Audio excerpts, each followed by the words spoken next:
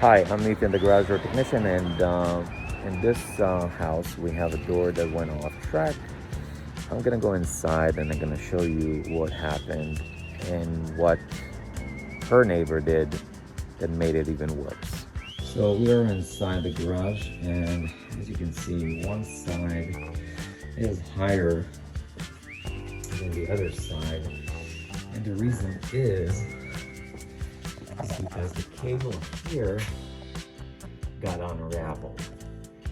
Many things can cause it.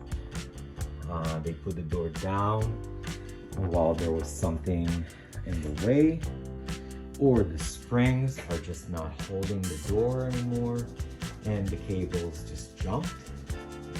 But what her smart neighbor did is released the other bracket, which is holding this cable while the springs are loaded. We are going to replace both springs because we are not tampering with old springs, and we're going to balance the door, put everything back together, and leave this customer happy on Thanksgiving.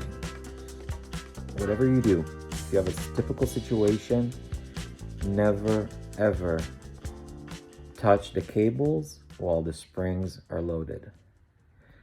Thank you for watching.